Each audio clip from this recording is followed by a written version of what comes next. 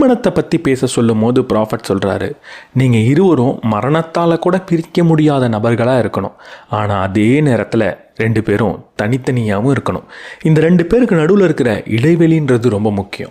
ஒவ்வொரு நபருக்கும் தேவையான சுதந்திரத்தை கொடுக்கறது ரொம்பவே முக்கியம். ரெண்டு பேருக்கு நடுவில் காதல் ரொம்ப முக்கியம். ஆனால் அந்த காதல் உங்களை இறுக்கி கட்டிடக்கூடாது. உங்களுடைய துணையோட கோப்பையை நீங்கள் நிரப்பலாம், ஆனால் அதுலேருந்து பருகணும் அப்படின்னு நினைக்காதீங்க.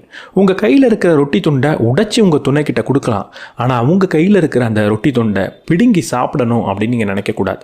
ரெண்டு பேரும் ஒன்றா இருக்கணும், ஆனால் ரொம்ப ஒன்றா இருந்துடக்கூடாது. ஒரு வயலினில் இருக்கக்கூடிய ரெண்டு ஸ்ட்ரிங் மாதிரி தான், ரெண்டு கம்பி நூல் மாதிரி தான். ரெண்டும் ஒரே வயலினில் தான் இருக்குது, ஆனால் ரெண்டும் கொஞ்சம் இடைவெளியில் இருக்குது. அந்த இடைவெளியில் இருக்கும்போது தான் ரெண்டும் சேர்ந்து ஒரே மாதிரியான அற்புதமான இசையை உருவாக்க முடியும்.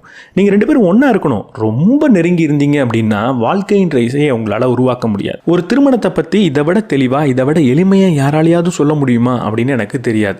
ஏன்னா திருமணத்தில் ரொம்ப ரொம்ப முக்கியமான விஷயம் இதுதான். ரெண்டு பேரும் ஒன்றா இருக்கணும், ஆனால் ரொம்ப ஒன்றா நெருங்கி இருந்துடக்கூடாது.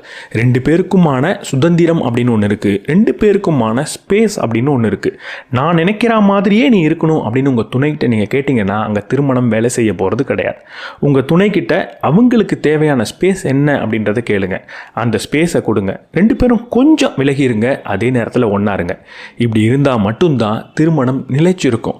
இப்படி இருந்தால் மட்டும்தான் இந்த திருமணத்திலிருந்து ஒரு அழகிய வாழ்க்கைன்ற இசை உங்களுக்கு வெளியில் வரும். உங்கள் திருமணத்தில் ஏதாவது ஒரு பிரச்சனை இருக்குது, என் வாழ்க்கை துணையோட எனக்கு பிரச்சனை வந்துக்கிட்டே இருக்குன்னா ஒரே ஒரு கேள்வியை கேளுங்க.